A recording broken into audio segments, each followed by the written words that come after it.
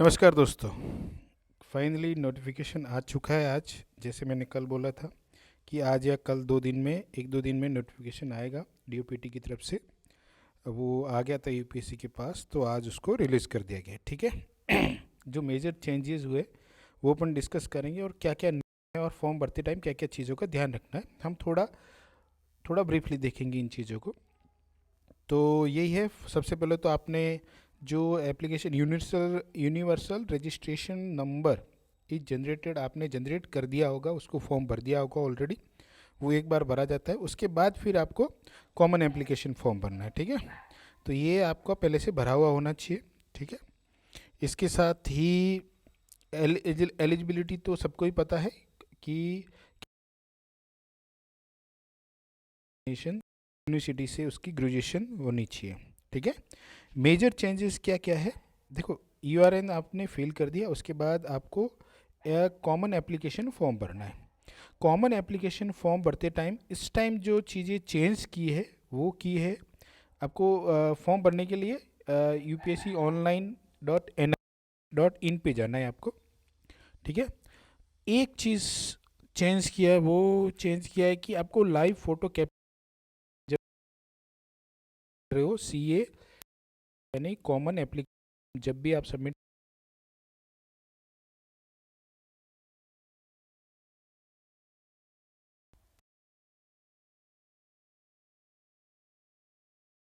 ये ध्यान रखना है।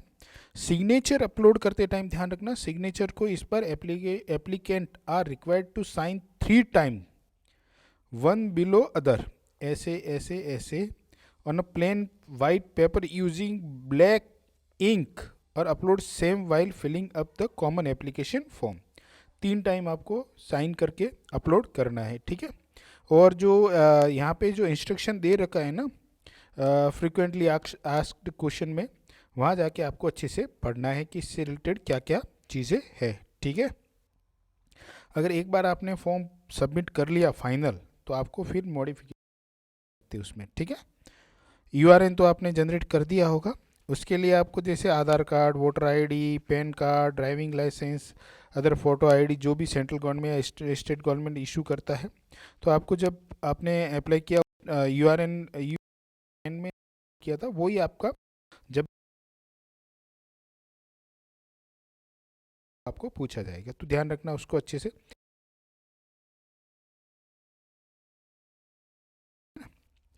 लास्ट डेट, फॉर्म की लास्ट डेट है आपकी 24 फेब, यानी एटली आपको 20 दिन मिल रहे हैं इसके लिए। 6 बजे तक आपको इसको। अच्छा, ई एडमिट कार्ड,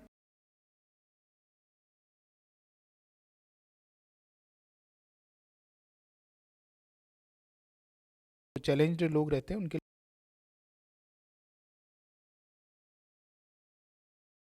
कोई इशू हो तो। ठीक है।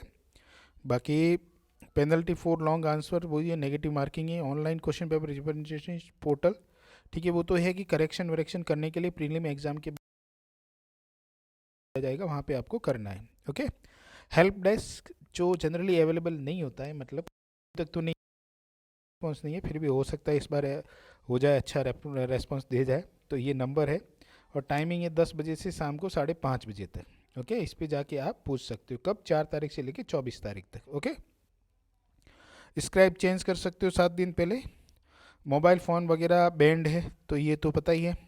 आपको एग्ज़ाम जैसे 9:30 बजे है, तो आपको एग्ज़ाम हॉल 9 बजे पहुंच जाना है। 9 बजे एंट्री बंद हो जाएगी। ठीक है। तो ध्यान रखना। और इस बार जो फेस ऑथेंटिकेशन होने वाला कैंडिडेट का, तो इसलिए एग्ज़ाम पे, ओके, तो ये है कि इस बार आपका, इसलिए आपकी लाइव फ़ोटो भी ली जा रही है। ओके। नेक्स्ट है कि एग्जामिनेशन सर्विस को होगा। एग्ज़ाम डेट में कोई चेंजेस नहीं है, जो एग्ज़ाम डेट पहले डिक्लेयर थी कैलेंडर में, वही एग्ज़ाम डेट अभी है। ओके। ये सर्विस दे रखी है आपको। अच्छा, टोटल नंबर ऑफ वैकेंसीज कितनी है? 933 वैकेंसीज है टोटल। इसमें से 33 वैकेंसी रिजर्व हो, 7 8 जो भी है, वो उसके लिए है। टोटल वैकेंसी है आपकी 933 वैकेंसी है, ठीक है। उसके बाद में प्रतिभा सेतु ऐप, इस बार काफ़ी लोगों को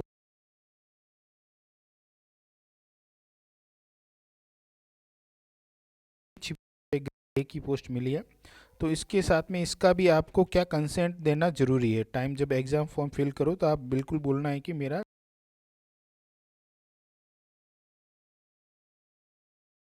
तो डायरेक्ट इंटरव्यू की बेस्ड भी मिलती तो लेनी चाहिए आपको, ठीक है। तो ये करना है आपको। नेक्स्ट है ये तो जो पर्सन विद बेंचमार्क डिसेबिलिटी है उनके लिए क्या क्या एलिजिबिलिटी है, इसमें कोई मेजर चेंजेस नहीं है। ओके, ये वही है, दे रखा है, कोई ज़्यादा चेंजेस नहीं है। ये सेंटर है, जब भी आप सेंटर भर रहे हो तो आपको इन चीज़ों में जो भी ठीक लगे वो अपने हिसाब से आप फॉर्म फिल कर सकते हो।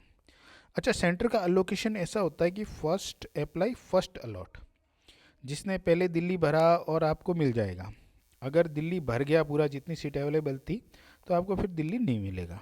लेकिन इस बार PW कैटेगरी है ना, पर्सन्स विथ बेंचमार्क डिसेबिलिटी, यानी कि कोई उनके लिए सेंटर ओपन रहेगा, ठीक है। With hold the person right to change center at the discrimination situation demand, ठीक है। ओके, प्लान फॉर एग्जामिनेशन वही है, प्रीलिम्स मेंस होगा, इंटरव्यू होगा, जो पहले से होता आ रहा है वैसा ही होगा, ठीक है। एक बार फॉर्म फिल किया तो फिर से आपको नहीं किया जाएगा। आपको फॉर्म दो पार्ट में होगा, तो आपको अच्छे से फिल और फीस, उसके बाद ही आपका पुलिस हो गए है, तभी कंफर्म फिल हो गया।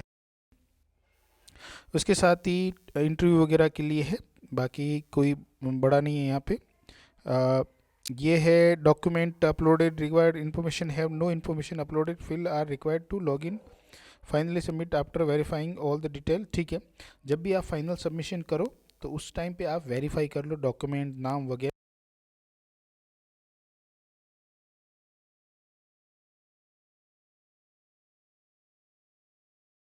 में मॉडिफाई नहीं का होता बाद में, और इनमें फिर आपका एफिडेविट वगैरह भी मुश्किल लगता है।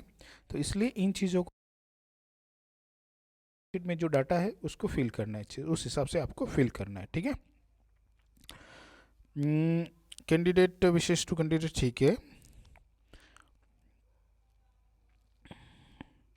नेक्स्ट है नो चेंजेस, आप सर्विस, जब भी आप सर्विस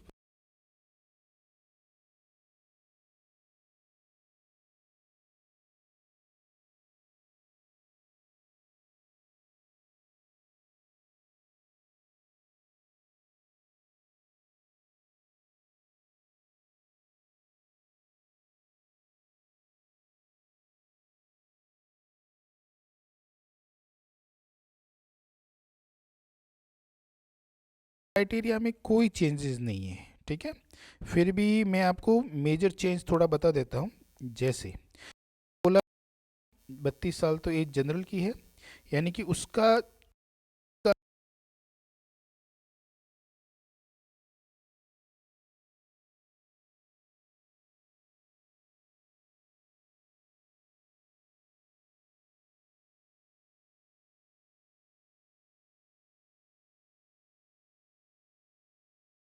यानी कि 2 अगस्त 1991 के बाद में, और कहाँ तक हो जाएगा,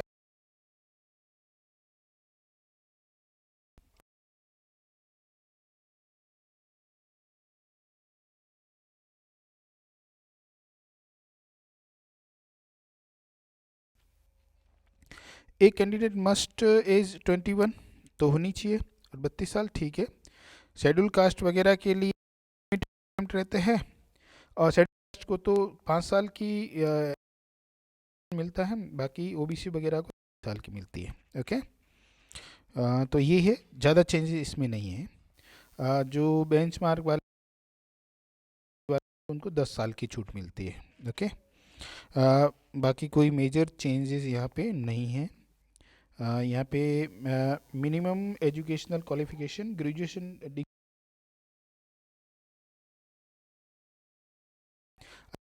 यहाँ पे तक चेंज हुआ है कि आप पहले प्री दे सकते हो बिना डिग्री के, फिर आप मेंस भी दे सकते हो, लेकिन इंटरव्यू होगा ना वहाँ पे आपको अपना कॉलेज की डिग्री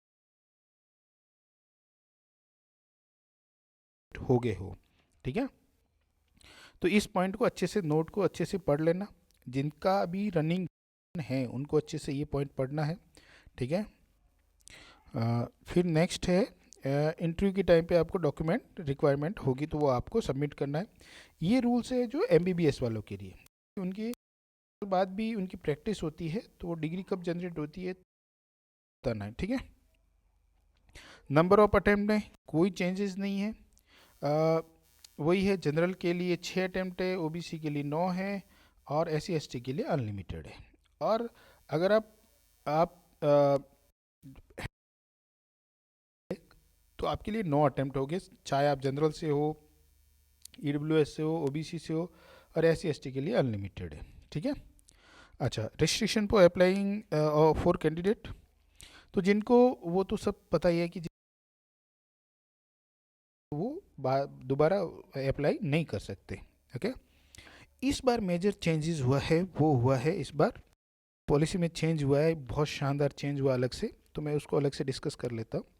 देखो ये हुआ है चेंजेस कि ये तो है ही है कि आईएएस आईएफएस मिलता है तो आप फॉर्म नहीं भर पाओगे।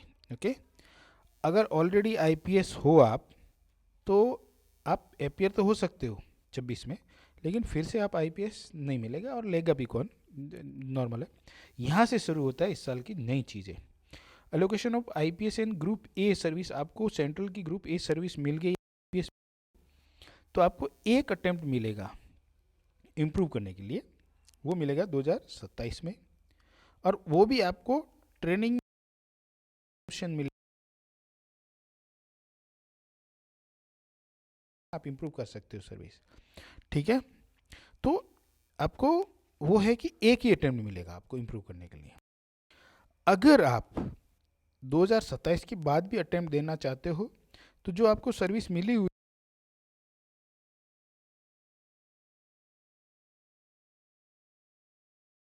सेलेक्टेड कैंडिडेट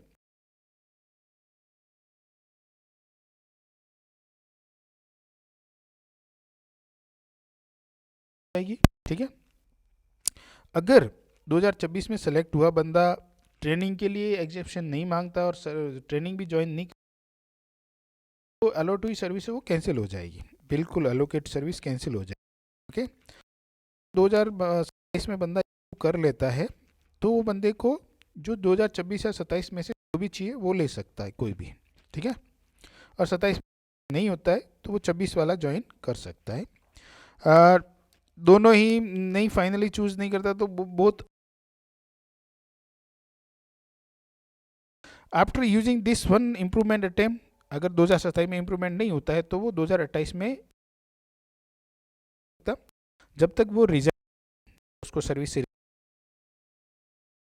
इम्प्रूव के लिए बैठ सकता है फिर से। अगर ऑलरेडी सर्विस में है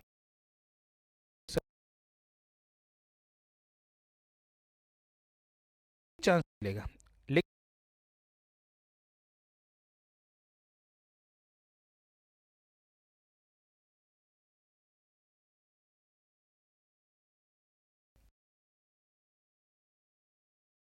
नहीं दे सकता, फिर देना है।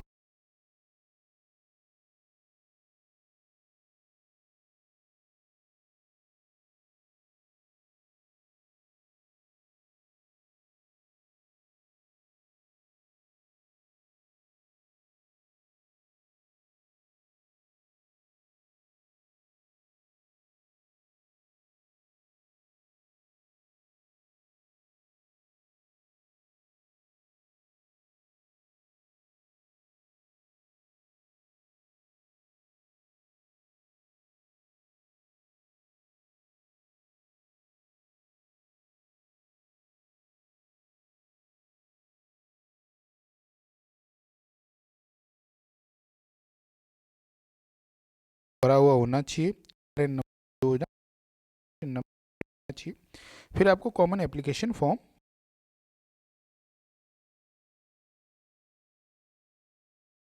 फोटो आपको जब